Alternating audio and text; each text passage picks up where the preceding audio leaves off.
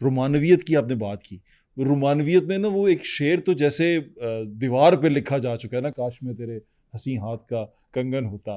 یہ شعر آپ کو پتہ ہے, مطلب میں اسکول میں تھا یا کالج میں تھا آئی تھنک, جب یہ نیا نیا شعر آیا تو ہم اس کو سمجھ نہیں پائے تھے. پھر ہم نے آپ کو ڈھونڈا اس دور میں, مطلب ہمارے جو کلاس یا اندرون شہر کے لڑکے تھے وہ بہت کم اس طرف اٹریکٹ ہوتے تھے, لیکن یہ ایسا شعر تھا جو عید کارڈ پہ بھی لکھا جاتا تھا, اور ہم عید کارڈ کے اوپر بھی یہی لکھ کے دیتے تھے. میں نے بھی 2-4 دفعہ لکھ کے دیا. تو یہ کیا تھا, مطلب یہ کیا انسپریشن کیا تھی, سورس آف انسپریشن کیا تھا؟ ایک شاعر کا ایک سورس ہوتا ہے جہاں سے وہ انسپریشن لے رہا ہوتا ہے, وہ کیا تھا؟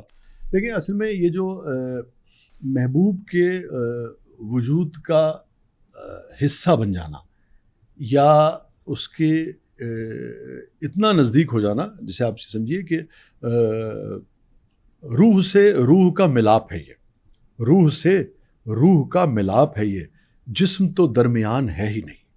اب اس کے اندر تصوف کہیں موجود ہے جو آپ بات کر رہے تھے نا, مگر یہ دونوں چیزیں جو کہ ملی جلی ہے نا, یہ ساری چیزیں ایک میٹا فزکس ہے, ایک فزکس ہے. یہ ہم ایک ٹیبل کے اوپر بیٹھے ہوئے ہیں, کرسی کے اوپر بیٹھے ہیں, یہ ٹیبل درمیان میں رکھی ہے, بہت ساری ایسی چیزیں جن کو ہم فزیکلی چھو سکتے ہیں, مگر ایک نظر ہے جو میرے اور آپ کے درمیان جو پڑھ کر اپنے وجود کا احساس دلا رہی ہے, اپنے ہونے کا احساس دلا رہی ہے, مگر یہ میٹا فزکس کی فارم میں ہم ایک دوسرے کو دیکھ پا رہے ہیں. ہم بنیادی طور پہ اس کو اس طرح سے چھو تو نہیں سکتے نا, ہم اس کو ہاتھ لگا کے فزیکلی محسوس نہیں کر سکتے. یہی رومانس کی بھی بنیادی طور پہ کیفیت ہوتی ہے. اور اگر آپ کسی بھی حصے میں زندگی کے, میں چونکہ ابتدا سے ہی ایسا تھا, میرے نزدیک جسم جو ہے وہ کبھی بھی اس طرح سے اس کی اہمیت نہیں تھی. کسی بھی رشتے میں اصل چیز جو ہے وہ آپ کی روح کی ہے, آپ کی عادت و اطوار کی ہے, آپ کی کیمسٹری کی ہے کہ کس طریقے سے آپ کی کیمسٹری جو ہے کسی بھی شخص سے مل جاتی ہے نا, کسی بھی رشتے میں آپ کی کیمسٹری جو ہے ملتی ہے. اور تو یہ اسی کا بنیادی طور پہ شخص آنا. اچھا بتائیں, عشق ہے, عشق سے شاعر عشق کے بعد ہی بنتا ہے نا میرے خیال سے, یہ عشق سے پہلے بھی شاعر ہوتا ہے. شاعر کے لیے عشق ہونا ضروری ہے؟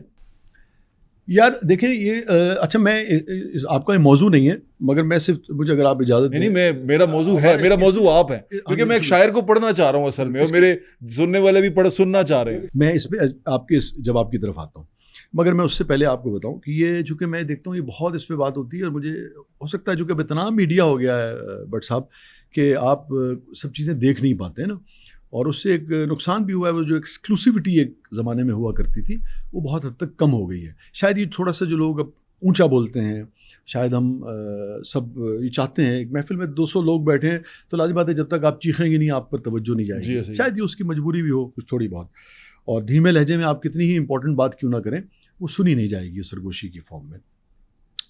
تو میں کہنا چاہ رہا ہوں کہ ممکن ہے اس کا جواب کسی نے دیا ہو, مگر مجھے بہت افسوس ہوتا ہے. ہاں بہت, میں آپ کے ایگزیکٹ اس کی طرف آتا ہوں جواب کی طرف, مگر اس سے پہلے میں ذرا اردو شاعری کا تھوڑا سا مقدمہ اس کو ذرا میں ڈیفینڈ. جی ضرور. یہ بہت لوگ بات کرتے ہیں, بہت میں نے دیکھا بعض لوگ مذاق اڑاتے ہیں, تمسخر اڑاتے ہیں کہ جی اردو شاعری نے کیا دیا ہے, او جی گل و بلبل کے آپ لوگ باتیں کرتے رہے, آپ کے بزرگ بھی باتیں کرتے رہے, اور گل و رخسار کے علاوہ آپ نے تو کوئی بات نہیں کی, اور جناب محبوب کی زلفیں اور فلانا اور ڈمکانا. پہلی بات تو یہ ہے, میں بہت ذمہ داری سے کہہ رہا ہوں کہ جو بھی شخص یہ بات, سب تو پہلے تو میں اس کو ڈیفینڈ کر لوں کہ مجھے اس کے لیے ڈیفینسو ہونے کی ضرورت نہیں ہے. کیا محبت کی شاعری کرنا جرم ہے؟ چاہے ہمارے بزرگوں نے کی, چاہے فراز صاحب نے کی, چاہے غالب کیا ہے, چاہے میر کیا ہے, چاہے سودا کیا ہے, چاہے ولی دکنی کیا ہے, چاہے شیکسپیئر کیا ہے, چاہے ورڈزورتھ کیا ہے, چاہے کیٹس کیا ہے, چاہے شیلے کیا ہے, چاہے شیلے کیا ہے, چاہے رومی کیا ہے, کسی بھی جگہ, چاہے بلے شاہ دے بھی اگر کتنے تعلق لگتا ہے, محبوب دا ذکر لبدا ہے کتنے, تو وہ کی ہر جگہ ہے. ٹھیک ہے, پہلی بات تو یہ, کیا یہ مرد و زن جو باری انسان میں جو تخلیق ہوئے ہیں, کیا یہ ازلوں سے ایک دوسرے سے محبت نہیں کر رہے ہیں؟ کر رہے ہیں نا. دنیا کے جو جذبے سب سے پرانے جذبے ہیں, سب سے قدیم جذبے ہیں, جو انسان کی اس کائنات میں تخلیق کے ساتھ ہی, اس یعنی کہ پیدائش کے ساتھ ہی, موجود ہونے کے ساتھ ہی جو تخلیق ہوئے پرانے جذبے جو کہ تاریخ میں آپ کے پاس دستیاب تاریخ میں موجود ہیں مختلف مقدس کتابوں کے ذریعے, اس کے علاوہ جو دوسری بھی تاریخ ہیں, ان میں جو نمایاں ترین جذبہ ہے وہ مرد اور عورت کی محبت ہے. ٹھیک ہے, ہم بحیثیت مسلمان اور جو ہماری تہذیب ہے ہم یہ ضرور سمجھتے ہیں اور ہم یہ مانتے ہیں اور ہم اس کا پرچار کرتے ہیں کہ وہ لیجٹیمیٹ ہوتا ہے تو اس کے اندر ایک خوبصورتی ایک حسن جو ہے پیدا ہوتا ہے اور اس سے معاشرہ جو ہے اس میں بگاڑ جو ہے وہ پیدا نہیں ہوتا. مگر یہ بڑا خوبصورت رشتہ ہے اور اگر اس کے اوپر آپ کا اپنا ایک شعبہ ہے, میرا ایک اپنا ایک شعبہ ہے, میں بہت ساری باتیں کرنا چاہتا ہوں مگر میں وہ نہیں کر پاتا, میرے پاس لفظ نہیں ہے اس کے. لیکن اگر مجھے وہ فراز کے ذریعے, مجھے میر کے ذریعے, مجھے غالب کے ذریعے مل جاتے ہیں, اقبال کے ذریعے, اقبال جیسا آدمی, شروع ابتدائی جو چیزیں بڑا بے ادب ہوں سزا چاہتا ہوں میں, تیرے عشق کی انتہا چاہتا ہوں. استاد داغ جو کہ نمائندہ ہے اردو شاعری میں محبت کی شاعری کے حوالے سے, معاملات کی شاعری کے حوالے سے, مرد و زن کے رشتوں کی جو شاعری ہے اس کے حوالے سے جو نمائندہ ترین شعراء ہیں وہ ان میں سے ایک داغ ہے. اتنا بڑا اردو کا شاعر جس کو شروع میں بھی پتا تھا کہ میں اقبال ہوں, وہ اپنی شاعری استاد داغ کو بھیجتے ہیں اصلاح کے لیے, ٹھیک ہے نا, اور ان کے اوپر نظم بھی لکھی ہے اقبال نے. تو پہلی بات تو یہ ہے کہ معاشرہ اس کے اوپر ڈیفینسو ہونا چھوڑ دے یا لوگوں کو بھی وہ کرنا چھوڑ دے. آپ کی جو تہذیب ہے اس کے دائرے کے اندر رہ کے خوبصورت بات کرنا. اگر لوگوں کو لفظ مل جاتے ہیں, لوگوں کے احساس کو زبان مل جاتی ہے, لوگ اپنا کتھارسس بھی کرنا چاہتے ہیں, اس کو اپریشیٹ کریں, اس سے معاشرے میں خوبصورتی پیدا ہوگی, اس سے مرد و زن کا تعلق جو ہے اس میں خوبصورتی پیدا ہوگی. کیونکہ اس تعلق کی باریکیوں کو جتنا آپ سمجھیں گے, جتنا آپ کا شاعر اور ادیب ان باریکیوں کو سمجھائے گا, آپ جتنا اس کو سمجھیں گے آپ اپنے رشتے کو بہتر بنا سکیں گے. یہ تو ایک بات ہوگی. اب آ جائیں دوسری طرف. دوسرے جو یہ کہتے ہیں کہ اردو شاعری نے صرف یہ کیا ہے, وہ بھائی میں سادہ ترین لفظوں میں کہوں تو وہ بالکل جاہل ہیں, وہ جاہل مطلق ہیں, انہوں نے پڑھائی کچھ نہیں ہے. تو یہ کسی بھی یعنی کہ جاہل کی علامت یہ ہوتی ہے کہ آپ نے ایک چیز پڑھی نہیں ہے, آپ اس پہ تبصرہ کر رہے ہیں. بالکل. یا تو آپ پڑھیں غالب کو, آپ پڑھیں میر کو.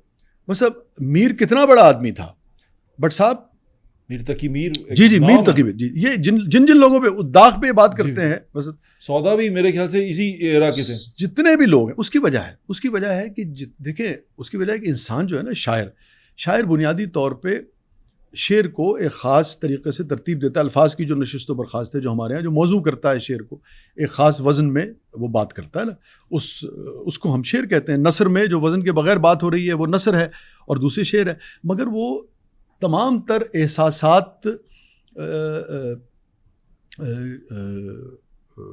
کا اجتماعی طور پہ اس کا امین ہوتے ہوئے شعر کہتا ہے. یہ جو آپ نے سوال کیا نا کہ وہ سائنس کے اوپر بھی شعر کہتا ہے, جب وہ دیکھتا ہے, جب وہ کائنات کو دیکھتا ہے تو گلیکسیز کے بارے میں پڑھتا ہے تو اس کے بارے میں بھی وہ صحیح ہے نا, ابر کیا چیز ہے, ہوا کیا ہے, وہ اس کے بارے میں بھی شعر کہتا ہے. میر کہتا ہے کہ چشم ہو تو آئینہ خانہ ہے دہر, یعنی کہ اگر آپ دیکھنے والی آنکھ رکھتے ہیں, میر 250-350 سال پرانی بات کر رہا ہوں, چشم ہو تو آئینہ خانہ ہے دہر, منہ نظر آتے ہیں دیواروں کے بیچ.